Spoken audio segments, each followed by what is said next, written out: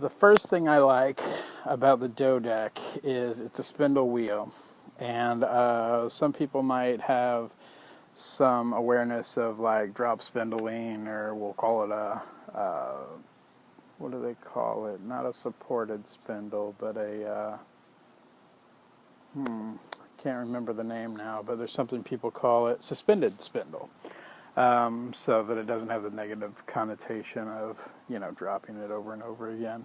But anyways, with a suspended spindle, what you can do is you can draft out, and you can draft out, and then you can, add your twist, and then you can rest it and draft and draft. And this is called the park and draft method. Well, the good thing about the spindle wheel in general is that it also allows for park and draft, which is not what I'm doing, but I'm just getting my leader started here. Alright, so once we're here, what I can do is I can draft out like a yard of fiber. Now if I was using a flyer wheel, what would happen when I started the treadle is that it would pull all of this in, it would pull it apart and yank what it got into the bobbin. The flyer would pull it in and wrap it around the bobbin, and it would leave the rest of this untwisted. But what we got here is we drafted it out as far as we wanted, and then we added our twist, and now we can wind on and we can draft again. Draft out as much as we want, as thin or as thick as we want, because the nice thing about a spindle wheel, not the Dodec only, but all spindle wheels, is you can leave this as loose as you want.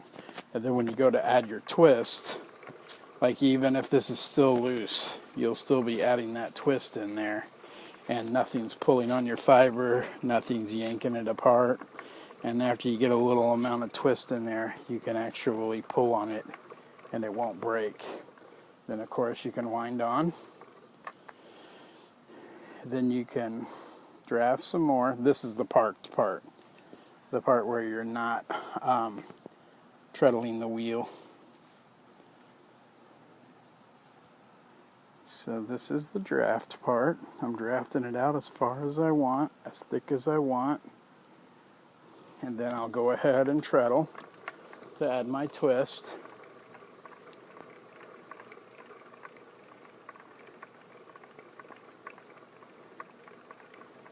And then when I'm ready to wind on, I can even park. I can hold it out to the side, and then I can wind on like that. So it really is as approachable as you need it to be. There's no point at which one part is going to be moving so fast that it's going to affect another part of your operation. And that's what makes it the most accessible wheel for a beginner.